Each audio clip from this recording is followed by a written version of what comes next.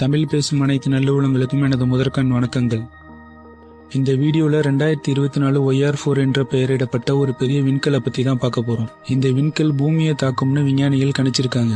இந்த விண்கல் 2032ஆம் ஆண்டில் பூமியை தாக்குவதற்கான வாய்ப்பு 3.1% என்று விஞ்ஞானிகள் மதிப்பிட்டிருந்தாங்க. ஆனால் தற்போது இந்த விண்கல் பூமியை தாக்குவதற்கான வாய்ப்பு 0.28% தான் இருக்கு. இதே விண்கல் நிலவை தாக்க 1% வாய்ப்பு இருப்பதாக அமெரிக்க விண்வெளி ஆராய்ச்சி அமைப்பான நாசா இப்போது மதிப்பிட்டிருக்கு. இதை பற்றி விவரமாக பார்க்கலாம் வாங்க. 2 மாதங்களுக்கு முன்னாடி 2024 OR4 என்ற விண்கல் சிலியில உள்ள ஒரு பாலைவனத்தில் தொலைநோக்கி மூலம் விண்வெளியை கவனித்துக் கொண்டிருந்த போது கண்டுபிடிக்கப்பட்டிருக்கு. இதோடு சுமார் 10 வான் பொருட்கள் பூமியை நெருங்கி வரதையும் விஞ்ஞானிகள் கண்டுபிடிச்சிருந்தாங்க. வானியல் ரீதியாக பார்த்தா இதெல்லாம் மிகச்சிறிய விண்கற்கள் தான். அதுல பெரும்பாலானது பூமிக்கு பக்கத்துல வந்திருக்கலாம், இல்ல பூமியில மோதி இருக்கலாம். சில விண்கற்கள் பூமியோட வளிமண்டலத்தில் நுழைஞ்சு எரிந்திருக்கலாம். ஆனா அது மனிதர்களோட கண்ணுக்கு தென்படுறது கஷ்டம். தொலைநோக்கியால தான் பார்க்க முடியும். விண்வெளியில் பூமிக்கு பக்கத்துல பயணிக்கிற விண்கற்களோட பேரு ஃப்ளைபைஸ். இதுல பெரும்பாலான விண்கற்களால ஆபத்து இல்ல. இருந்தாலும் இந்த பிரபஞ்சம் மனிதனால தீர்க்கப்படாத பல மர்மங்களை வெளிச்சத்திற்கு கொண்டு வந்திருக்கு. அதோட விண்வெளி பற்றிய நிறைய அறிவையும் தகவல்களையும் வழங்கியிருக்கு. இந்த கற்கள் சிறிய கோள்களாகவும் அடையாளம் காணப்படுது. இதெல்லாம் 4.6 பில்லியன் ஆண்டுகளுக்கு முன்னாடி நம்ம சூரிய மண்டலம் உருவாக்கப்பட்ட போது உருவான எச்சங்கள்னு ஆராய்ச்சியாளர்களால் கூறப்படுது. இந்த விண்கல் துண்டுகள் எல்லாம் கோள்களோட ஈர்ப்பு விசைக்கு உட்பட்டு சுற்றி வரதால இப்போ வரைக்கும் ஒரு விண்கல் பூமிக்கு எவ்வளவு பக்கத்துல வரும், எவ்வளவு கடினமா தாக்குங்கிறத மனிதர்களால சரியா கண்டுபிடிக்க முடியல.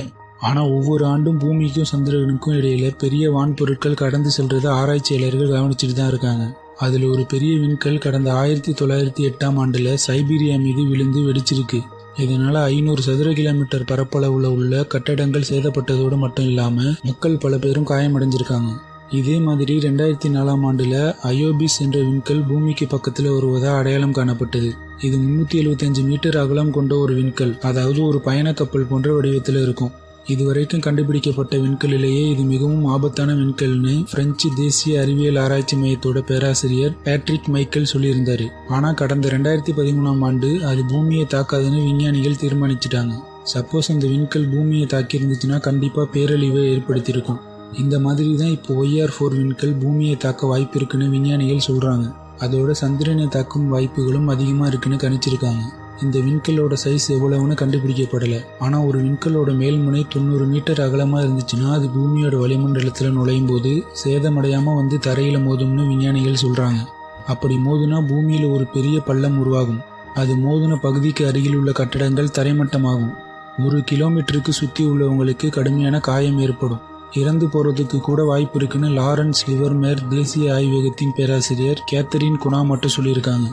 இதை தடுக்க விஞ்ஞானிகள் என்ன முடிவு செஞ்சிருக்காங்கிறத பத்தி பார்க்கலாம்.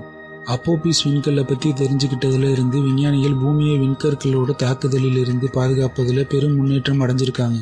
சர்வதேச விண்வெளி மிஷன் திட்டமிடல் ஆலோசனை குழு விண்கல் தாக்கங்களை எப்படி தவிர்க்கிறது என்பதை பத்தி அரசுகளுக்கு ஆலோசனை வழங்கிட்டு இருக்காங்க. அதோட விண்கல் நேரடியாக தாக்கும்போது என்ன தாக்கம் இருக்கும் அப்படிங்கிறத தெரிஞ்சுக்க அவங்க ஒத்திகை பார்த்துட்டும் வராங்க.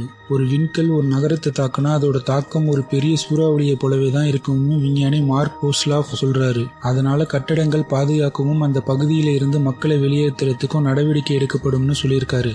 OR4 பற்றி என்ன செய்வது என்பதை தீர்மானிக்கிறதுக்கு விண்வெளி பணி திட்டமிடல் ஆலோசனை குழு ஏப்ரல் மாதம் மீண்டும் திட்டமிட போறாங்க. நாசா மற்றும் ஐரோப்பிய விண்வெளி நிறுவனம் ஆபத்தான விண்கற்களை தவிர்ப்பதற்கான தொழில்நுட்பத்தை உருவாக்கியிருக்காங்க. இதுக்கு முன்னாடி டிமோஃபோர்ஸ்னு ஒரு விண்கல்லோட பாதையை திசை திருப்ப டபுள் ஆஸ்ட்ராய்டு ரீடைரக்ஷன் டெஸ்ட், அதாவது இரட்டை விண்கல் திசை திருப்பல் அப்படிங்கிற ஒரு சோதனைக்காக நாசா ஒரு விண்கலத்தை வெற்றிகரமா அனுப்பி மிஷனை சக்சஸ் பண்ணியிருக்கு. இருந்தாலும் OR4 விஷயத்துல இது செயல்பாடுமான விஞ்ஞானிகளுக்கு தெரியல. அதோட OR4 விண்கல்ல திசை திருப்பி விட தேவையான நேரமும் குறைவாக தான் இருக்கு. அதனால இதற்கான முடிவு இன்னும் விஞ்ஞானிகள்கிட்ட இல்ல. ஆனா விஞ்ஞானிகள் OR4ஓட வருகையை ஆவலோட எதிர்பார்க்கறாங்க. அது ஏன் அப்படிங்கிறத பத்தி பார்க்கலாம். இதுவரைக்கும் அண்டார்டிகாவில் சுமார் 50,000 விண்கற்கள் கண்டுபிடிக்கப்பட்டிருக்கு. அதுல மிகவும் பிரபலமானது ALH 84001. இது செவ்வாய் கோள்ல தோன்றியதாக நம்பப்படுது. இதுல கோள்களின் வரலாற்றுக்கான முக்கிய தடயங்களும் கனிமங்களும் இருக்கு. இது மிகவும் சூடாக இருந்ததாகவும் அதோட மேற்பரப்புல பல பில்லியன் ஆண்டுகளுக்கு முன்னாடி தண்ணீர் இருந்திருக்கலாம்னு விஞ்ஞானிகளால கூறப்படுது. இதே மாதிரி 2023ஆம் ஆண்டு விண்வெளியில 33 பாலிஹிம்னியான்னு ஒரு விண்கல்லை கண்டுபிடிச்சிருக்காங்க. இதே மாதிரி 2023ஆம் ஆண்டு விண்வெளியில 33 பாலிஹிம்னியான ஒரு விண்கல்லை கண்டுபிடிச்சிருக்காங்க. இது 170 மில்லியன் கிலோமீட்டர் தொலைவில் இருக்கு. பூமியில இருக்க எல்லா கனிமங்களையும் விட அதிக கனமான கனிமங்கள் இதுல நிரம்பி இருக்கிறதா விஞ்ஞானிகள் கண்டுபிடிச்சிருக்காங்க. இது பூமியில இருக்கிறத விட புதுசானது. இந்த விண்கற்கள் அறிவியலை மேலும் புரிஞ்சுக்கிறதுக்கு ஒரு சிறந்த வாய்ப்பா இருக்கு. இதனாலதான் விஞ்ஞானிகள் OR4ஓட வருகையை ஆவலோட எதிர்பார்க்கறாங்க.